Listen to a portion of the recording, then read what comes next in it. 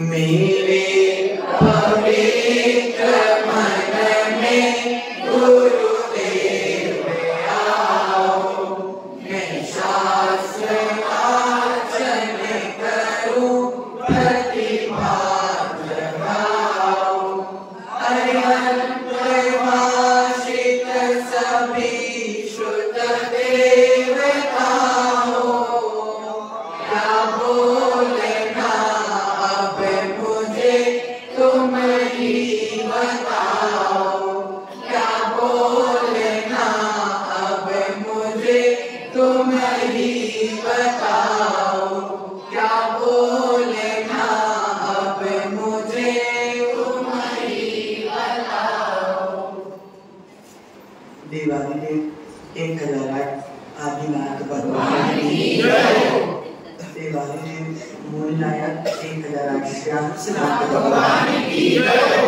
देवादिदेव 1008 शीतलनाथ भगवान की जय। 24 तीर्थंकर भगवान की जय। आचार्य भगवंत मामकुंड स्वामी की जय। आचार्य भगवंत गुरुवर विराट सागर जी महाराज की जय। आचार्य भगवंत गुरुवर विशुद्ध सागर जी महाराज की जय। मम दीक्षा गुरुवर आचार्य भगवंत विभव सागर जी महाराज की जय। अहिंसामय विश्व जय ग्रंथ की जय। भक्तांबर स्तोत्र महान ग्रंथ की जय। बोले भगवान श्री सागर जी महाराज की, बोले शंकर जी महाराज की।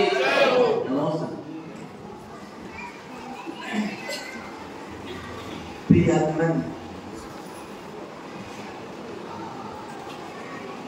अनेक उदाहरणों के माध्यम से भक्तांबर स्तोत्र के भीतर छुपे रहस्यों को हम जानने का प्रयास कर रहे एवं उन रहस्यों के माध्यम से मामकुंड स्वामी के हृदय की भावनाओं को भी जानने का प्रयास कर रहे। उसी में आगे बढ़ते हुए आज अपन 10वें काव्य में प्रवेश करते हैं। नाट्यद्भुतं भुवनभूषण भूतनाथ, नाट्यद्भुतं भुवनभूषण भूतनाथ, भूतैर्गुणैर्भुवि भवन्ते महेश्वरवन्ता, भूतैर्गुणैर्भुवि भवन्तमहेश्वरवन्ता, तुल्या भवन्ति भवितो ननुतेन किं वा, तुल्या भवन्ति भवतो ननुतेन किं वा, बुद्ध्याश्रितं यय्यनात्मसमं करोति, बुद्ध्याश्रितं यय्यनात्मसमं करोति। प्रियात्मन, आचार्य भगवंत मामकुंड स्वामी 10वें काव्य में कह रहे हैं कि हे जगभूषण आदिनाथ भगवान, प्राणियों के स्वामी, आपके यथार्थ गुणों की भक्ति करने वाला पृथ्वी पर आप जैसा ही हो जाता। हे आदिनाथ भगवान, कोई नौकर है, कोई स्वामी, मतलब कोई नौकर है, कोई स्वामी। अगर नौकर अपनी सेठ की सेवा करते करते एक दिन स्वयं सेठ बन जाए तो कौन सी बनेगा? क्या समझ में आया? अगर कोई नौकर, अगर कोई सेवक सेठ की सेवा करते करते एक दिन स्वयं सेठ बन जाए तो कोई आश्चर्य की बात नहीं। उसी प्रकार कि आदिनाथ भगवान, अगर कोई सेवक स्वामी की सेवा करते करते एक दिन स्वयं स्वामी बन जाए तो कोई आश्चर्य की बात नहीं है। उसी प्रकार आदिनाथ भगवान आपकी भक्ति करते करते आपका भक्त भगवान बन जाए तो कोई आश्चर्य नहीं।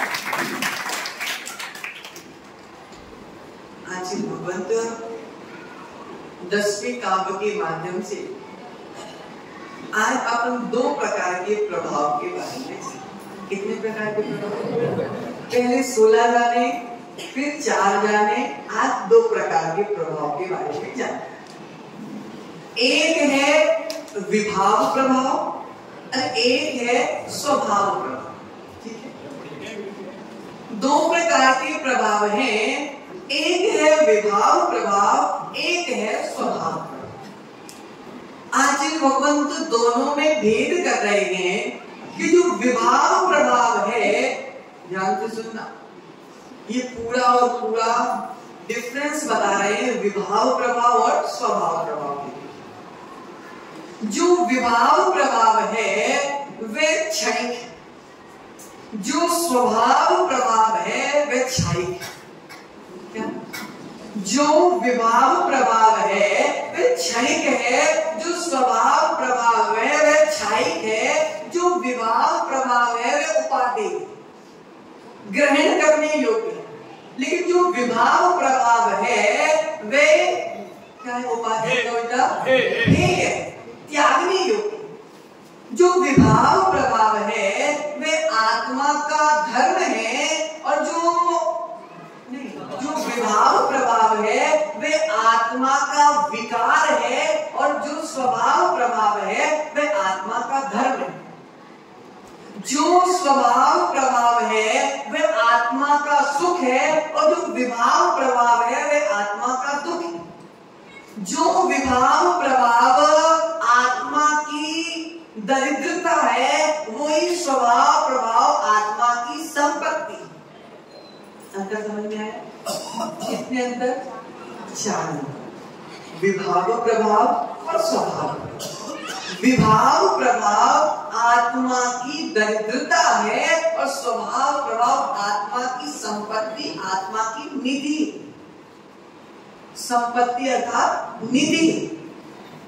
प्रियात्मन, दोनों में अंतर। आचार्य भगवंत आज हमको समझाने का प्रयास कर रहे हैं कि स्वभाव और विभाव दोनों प्रभाव जीव और पुद्गल पर पड़ता है। जिसके पास जो प्रभाव होता है उसका प्रभाव पड़ता है आत्मा के जो अनंत गुण हैं। कितने गुण है बचाओ? आत्मा के जो अनंत गुण है वे आत्मा का स्वभाव प्रभाव है, और जो आत्मा में कषाय पाप रूपी गंदगी भरी हुई है वे आत्मा का विभाव प्रभाव।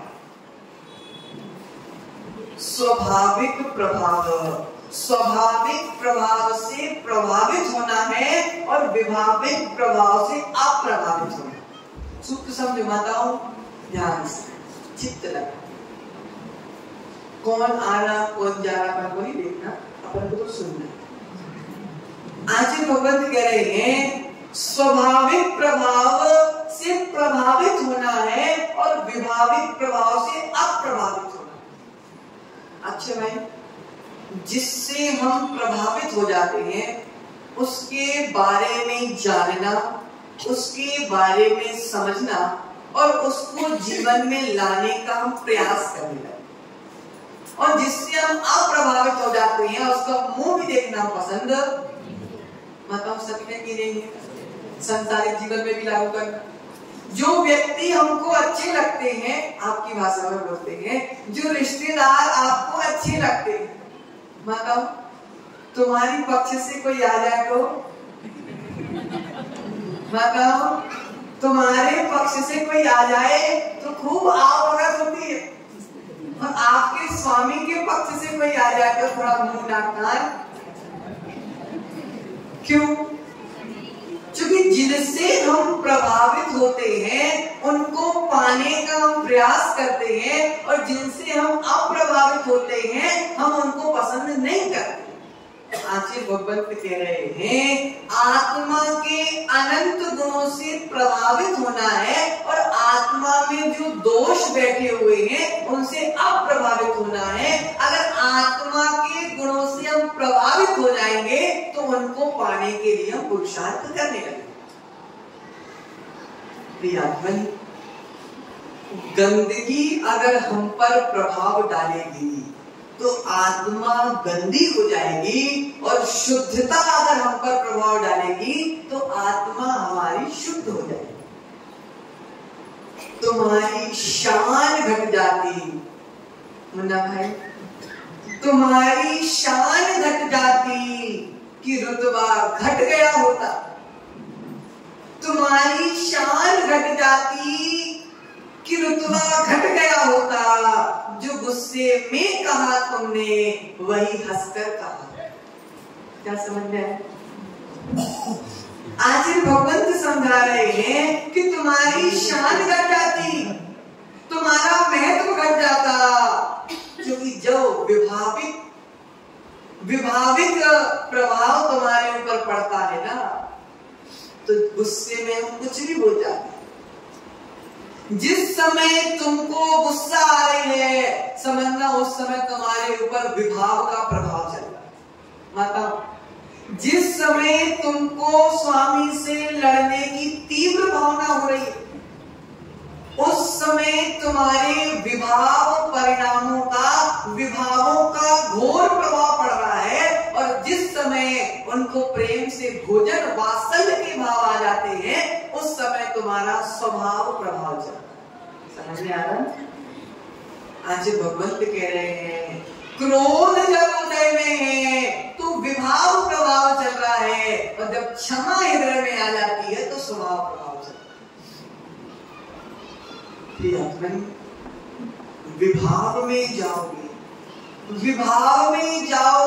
भव में जाओगे, और स्वभाव में जाओगे तो भव का नाश कर जाओगे। अब काय में जाना है? भव में जाना है कि भव का नाश करके जाना है? अगर भव का नाश कर दिया तो वापस भव में आना नहीं पड़ेगा, और अगर भव का नाश नहीं किया तो भव में भटकना पड़ेगा। आत्मा का आलंबन लेना, आत्मा की मदद लेना, आत्मा की सहायता लेना अक्षय भाई स्वावलंबन है, और शरीर का आलंबन लेना पराधीनता। आज भगवंत कह रहे हैं, स्वभाव में जीव स्वतंत्र हो जाता है, विभाव में जीव परतंत्र हो जाता है। जब गुस्सा आती है अरुण भाई, कंट्रोल नहीं होता। जब गुस्सा आती है तो कंट्रोल नहीं होता। क्यों नहीं होता? क्योंकि अभी तुम गुस्से के कंट्रोल में। मतलब जब हमको गुस्सा आती है, जब हमारे भीतर पाप का उदय होता है, जब हमारी पाप की इच्छा होती है, जब हमारी कषायों की इच्छा होती है, उस समय महाराज हम कंट्रोल नहीं कर पाते। भाई कैसे करोगे कंट्रोल? क्योंकि तुम ही दूसरे के कंट्रोल में। किसके कंट्रोल में? गुस्से के कंट्रोल। अभी तुम पराधीन हो। किसके अधीन हो? गुस्से के अधीन हो। अभी तुम पराधीन हो, लेकिन जब क्षमा का भाव आ जाता है, जब तुम स्वाधीन हो जाते। आचार्य भगवंत कह रहे हैं, आत्मा की आधीनता स्वीकार करो।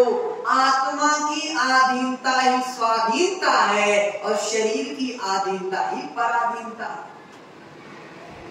प्रियमन, आचार्य भगवंत कह रहे हैं, जब जीव आत्मा पर डिपेंड हो जाता है, जब जीव आत्मा पर निर्भर हो जाता है, जब जीव स्वाधीन होता है, स्वाधीन चर्या करता है, लेकिन जब आत्मा विभाव परिणामों के अधीन हो जाती है, शरीर के अधीन हो जाते हैं, जब हम पराधीन हो जाते हैं।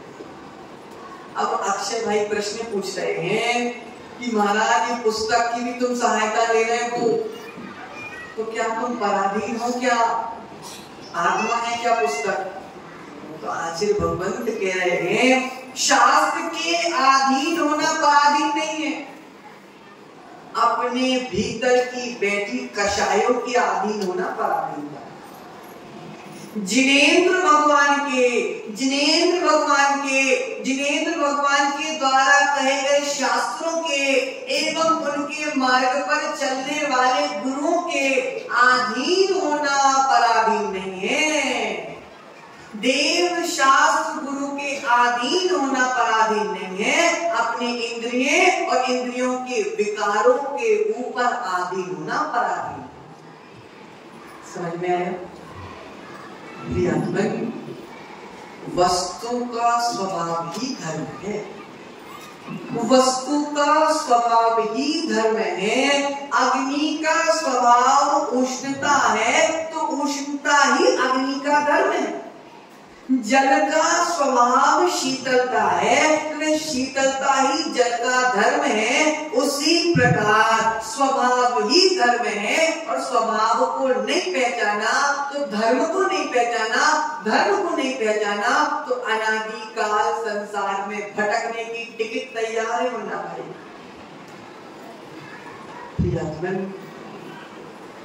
वचनों से कहना आसान होता है, वचनों से कहना आसान होता है, जीवन में उतारना कठिन। वचनों से कहना आसान होता है, स्वभाव में जाओ, स्वभाव में जाओ, स्वभाव में जाओ, लेकिन जब स्वभाव में जाने का समय आता है, जब थोड़ी कठिनाई। मैं जिससे प्रभावित हो रहा हूं, मैं जिससे प्रभावित हो रहा हूं, वह किससे प्रभावित है? बताओ। मैं जिससे प्रभावित हो रहा हूं, वह किससे प्रभावित है? मुन्ना भाई, जिसके पास जो होता है वही देता है, जिसके पास जो होता है वही देता है। चेक करो, निर्णय करो, चिंतन करो, मनन करो। मैं जिससे प्रभावित हो रहा हूं, वह कहीं विभावों से प्रभावित तो नहीं है। मैं जिससे प्रभावित हो रहा हूं, कहीं वह अपने कषायों से प्रभावित तो नहीं है। नहीं तो कोई दारूखोर आके माइक में बोले कि दारू पीना अच्छी बात नहीं है, कितना प्रभाव पड़ेगा। और तुमने शाम को ही उसको देखा था कि उस पेड़ के नीचे बैठ के डबाडब, असो भाई कितना प्रभाव पड़ेगा। शराब पीने वाला शराब का त्याग कराएगा, मनोज भाई प्रभाव अलग पड़ेगा। और शराब का त्यागी तुमको शराब का त्याग कराएगा तो प्रभाव अलग पड़ेगा। क्यों? क्योंकि एक स्वभाव से प्रभावित है और एक विभाव से प्रभावित है। जो विभाव से प्रभावित है उससे जीव विभाव से ही प्रभावित हो, वे स्वभाव का उपदेश दे नहीं सकता। जिसके पास जो होगा वही होगा। ऊपर से देखकर वर्तमान में संजय भाई प्रवृत्ति बन चुकी है कि ऊपर से देखकर व्यक्ति जल्दी से निर्णय ले लेता है, भीतर देखता है। आज भगवंत कह रहे हैं ऊपर से देखकर, हमको देखो, ऊपर से देखकर भीतर का निर्णय नहीं होता। आता हूं, ऊपर से देखकर भीतर का निर्णय नहीं होता। गाय काली थी, दूध सफेद देती। अशोक भाई, गाय काली दूध सफेद, गाय को देखकर अगर मुख मोड़ लिया होता तो दूध कैसे प्राप्त करते? आचार्य कह रहे हैं सफेद दूध देती है, गुणकारी दूध देती है। सफेद तो सफेद देती है, काली भी सफेद देती है। आचार्य कह रहे हैं बाहर से प्रभावित होकर निर्णय मत लेना जब तक भीतर से प्रभावित ना हो। प्रियमन, स्वभाव से प्रभावित होना है और विभाव से अप्रभावित होना है। आज भगवंत कह रहे हैं अगर इस विषय को तुमने समझ लिया कि विभाव क्या है, स्वभाव क्या है, माताओं सारे सीरियल देखना आज बंद कर दो। आज मूवी देखना बंद हो जाएगी। आज सब पूरे भी जितने ये विभाव सिखाने वाले, घर बर्बाद करने में सबसे बड़ा हाथ सीरियलों का है।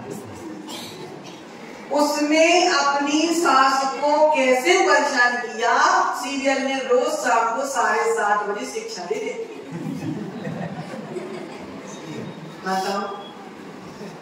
विभाव प्रभाव, विभाव प्रभाव।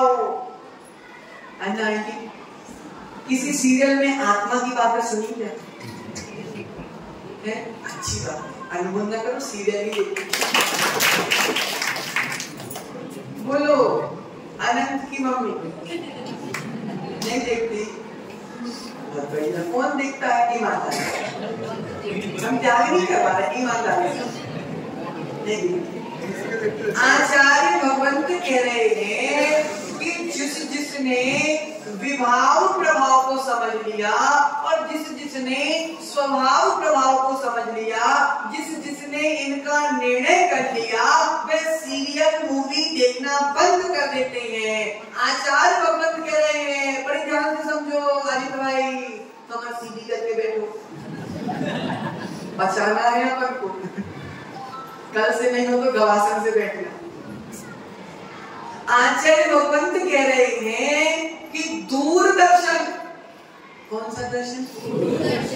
दूरदर्शन विभाव प्रभाव का सबसे मुख्य साधन है और सम्यक दर्शन स्वभाव प्रभाव का मुख्य साधन। हमारे जिन शासन में मनोज भाई, दूरदर्शन की कीमत नहीं है, देव दर्शन की कीमत है। क्योंकि दूरदर्शन से विभाव प्रभाव होता है और अगर हम दूरदर्शन से प्रभावित हो गए तो हम विभाव में चले जाएंगे, लेकिन हम जिनेंद्र भगवान के देव दर्शन से प्रभावित हो गए तो स्वभाव प्रभाव में चले जाएंगे। इस जगह पे ये फोटो किसकी लगी? आशीषी की फोटो लगी। अरुण भाई, चित्र देखो, चित्र देखकर चारित्र के दर्शन हो रहे कि नहीं हो रहे? चित्र देखकर चारित्र के दर्शन हो रहे कि नहीं हो रहे? और इसी जगह पे किसी तुम्हारी फेवरेट अभिनेत्री की फोटो लगा, उस फोटो को भी देखकर चारित्र के दर्शन होंगे कि नहीं होंगे? होंगे, वो चारित्र के दर्शन होंगे। आचार्य भगवंत यहाँ पे समझा रहे हैं कि चित्र से चारित्र के दर्शन हो रहे, एक जगह सम्यक चारित्र के दर्शन हो रहे हैं, एक जगह कुचारित्र के दर्शन हो रहे हैं। एक चित्र माता स्वभाव प्रभाव छोड़ रहा है, एक चित्र विभाव प्रभाव छोड़ रहा है। आया समझ में? एक चित्र स्वभाव प्रभाव छोड़ रहा है, चारित्र की महिमा बता रहा है। चारित्र आत्मा का गुण है और आत्मा के गुणों को बताने वाला स्वभाव प्रभाव है और आत्मा के अवगुणों को बताने वाला विभाव प्रभाव। आचार्य भगवंत कह रहे हैं कि जीव द्रव्य हे उपाधि, बोलो अक्षर, जीव द्रव्य हे उपाधि, पक्का यहाँ पे तो आचार्य भगवंत कह रहे हे भी उपाधि। जीव द्रव्य पाने योग्य है कि त्यागने योग्य है? आज भगवंत कह रहे हैं क्या पाने योग्य है, क्या छोड़ने योग्य है? निज का जीव पाने योग्य है और पर जीव छोड़ने योग्य। जीव है कि उपाधि? दोनों। मेरा जीव मुझे पाने योग्य है, पर का जीव जो मेरे परिणामों को डिस्टर्ब करे वो छोड़ने योग्य। निज को पाना है, निज को पाना है पंछी भाई, पर को छोड़ना पड़ेगा। निज को पाना है तो पर को छोड़ना पड़ेगा। तुम्हारा घर भी पर है, तुम्हारे पिता भी पर है, तुम्हारी माता भी पर है, तुम्हारी बीवी भी पर है, सब पर है। निज को पाना है तो संसार को छोड़ना पड़ेगा। समझे?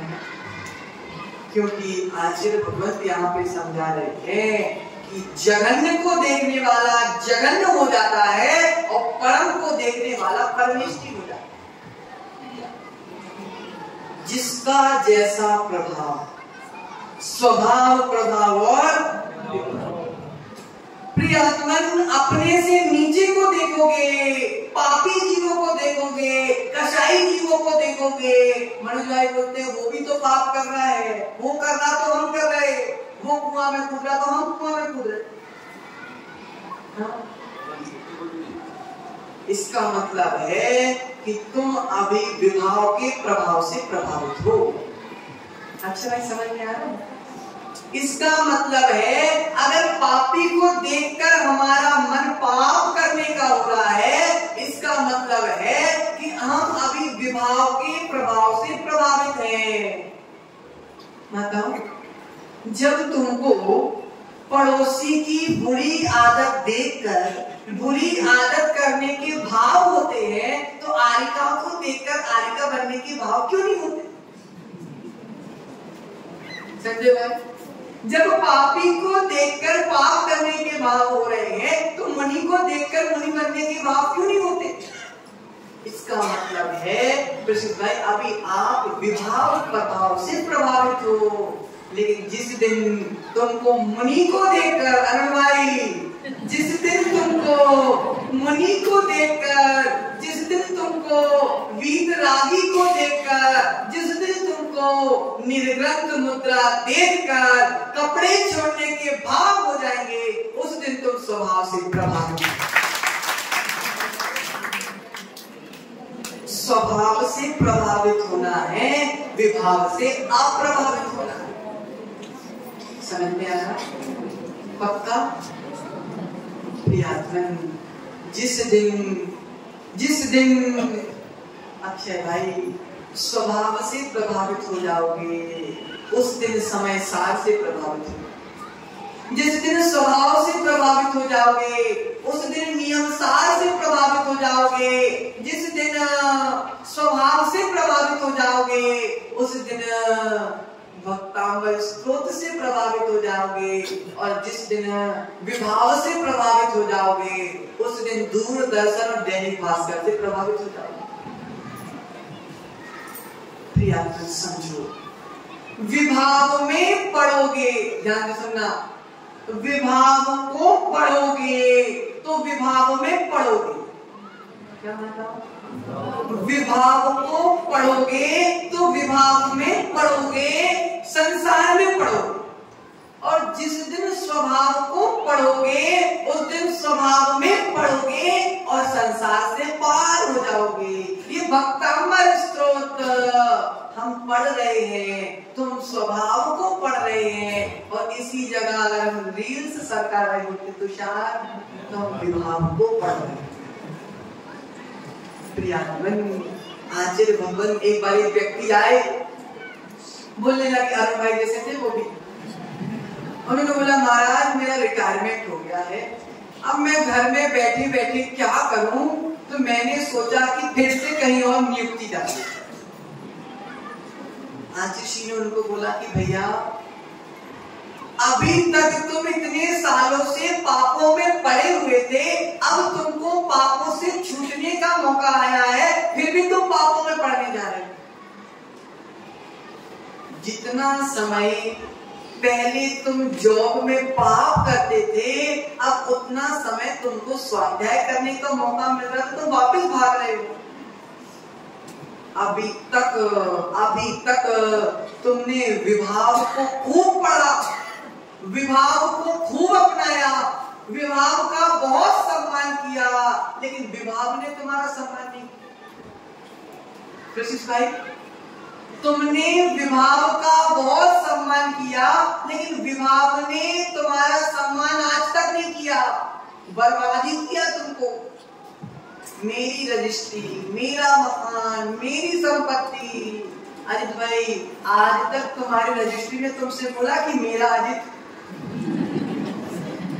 अशोक भाई, मेरा पैसा, मेरा धन, आज तक तुम्हारे नोटों ने बोला मेरा अशोक? क्यों नहीं बोला? क्योंकि वो तुमको अपना मानता ही नहीं है। तुम ही लगे हो मेरा मेरा मेरा मेरा, वह तो मानता ही नहीं है। प्रियात्मन आचार्य कह रहे हैं विभाव से प्रभावित हो, स्वभाव से प्रभावित कब होगे? जिस दिन स्वभाव से प्रभावित हो जाओगे उस दिन स्वभाव को प्राप्त करने में लिप्त हो जाओगे, और जिस दिन स्वभाव को प्राप्त कर लोगे उस दिन तुम भी तीन लोग के नाथ बन जाओगे।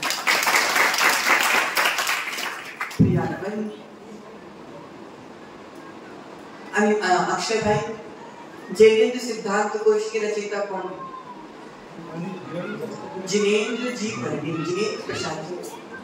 22 साल की उम्र में वकील बन गए।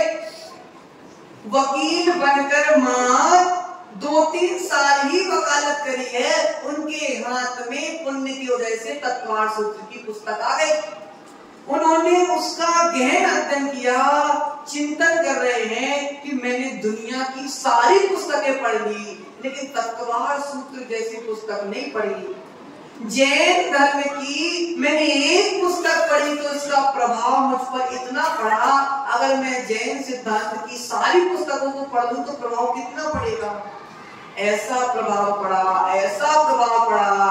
कि 2-3 साल वकालत करने के बाद ही त्याग पत्र दे दिया।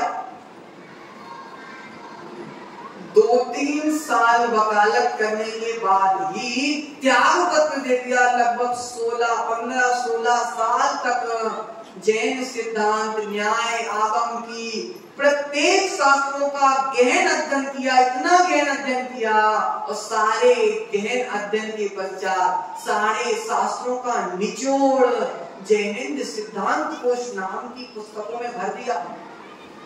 जैन सिद्धांत की ऐसी कोई भी बात नहीं है जो जैन सिद्धांत कोश में नहीं। जैन सिद्धांत की ऐसी कोई बात नहीं है जो जैन सिद्धांत कोश में प्राप्त नहीं है। आचार्य कह रहे हैं जिनेन्द्र प्रसाद जी बंडी एक किडनी के थे। कितनी किडनी के थे? एक किडनी के थे। नहीं, वो अलग वर्णी के थे। गणेश प्रसाद जी अलग हैं, ये जिनेन्द्र वर्णी। एक किडनी में रहने के बाद वर्णी जी ने इतना महान कार्य किया। अक्षय भाई, एक किडनी में होने के बाद वर्णी जी ने इतना महान काम किया, जब तक विभाव से प्रभावित थे, जब तक वकालत कर रहे थे, जब तक विभाव से प्रभावित थे, जब तक वकालत कर रहे थे, और जिस दिन स्वभाव से प्रभावित हो गए उस दिन इतने महान शास्त्र की रचना कर दी। और अंतिम समय में आचार्य भगवत विद्यासागर जी के चरणों में ईसरी में समता पूर्वक समाधि बना दिया। प्रियात्मन, आज तक हमने समय पापों में बिताया है, आज तक हमने समय विभागों में बताया है, लेकिन हमने अपना समय पुण्य में नहीं लगाया। यही कारण है कि हमारे साथ रहने वाले अनेक जीव सिद्ध अवस्था को प्राप्त हो गए और हम जहां के तहां। वह स्वामी कैसा करे नहीं अपने जैसा। वह स्वामी कैसा जो करे नहीं अपने जैसा। कैसा उसका धन पैसा अगर गरीब निराश ऐसा। वह सेठ किस काम का जो अपने नौकर को सेठ ना बना। वह सेठ किस काम का जो अपनी नौकर को सेठ ना बता ले। और वे भगवान किस काम के जो अपने भक्त को भगवान ना बना दे। भाई, आज भगवत कह रहे हैं कि गुरु के पास रहने से गुरु अपने जैसा बना लेते। गुरु के पास रहने से गुरु अपने जैसा बना लेते हैं। प्रभु के पास रहने से प्रभु अपने जैसा। तुम सारे संप्रदायों में घुमाना, तुम सारे दर्शनों में घुमाना। मनोज भाई, सारे दर्शनों में केवल भक्त बनने की बात करिए।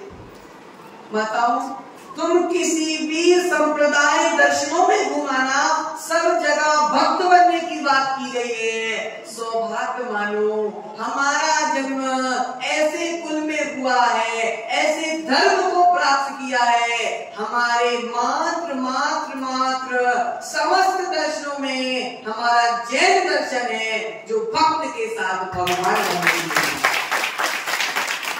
भगवान करने की बात केवल और केवल हमारे दर्शन में की गई है। भाई तुम भगवान बन सकते हो, ये मात्र हमारा जैन सिद्धांत कह रहा है, और किसी दर्शन में ये बात तुमको सुनने नहीं मिलेगी। प्रियात्मन आचार्य भगवंत तो कह रहे हैं महंत गोस्वामी कि सेवक स्वामी की सेवा करते करते एक दिन स्वामी बन जाए तो कोई आश्चर्य की बात नहीं है। हे आदिनाथ भगवान, आपकी भक्ति करते करते भक्त भगवान बन जाए तो कोई आश्चर्य की बात नहीं है। इसलिए 10वें काव्य में आचार्य भगवंत महंत स्वामी ने यही बताया कि विभाव प्रभाव से बचना है और स्वभाव प्रभाव से प्रभावित होना है। तो भक्ति करते करते भक्त को भगवान बनने में समय नहीं लगता। इसलिए आचार्य भगवंत की बात को समझो कि जो सेवक मालिक को, जो मालिक सेवक को मालिक नहीं बनाता वह मालिक किसी काम का नहीं है, और जो भगवान अपने भक्त को भगवान नहीं बनाता वह भगवान किसी काम का नहीं है। इसी मंगल भावना के साथ आचार्य भगवंत गुरुवर विभव सागर जी महाराज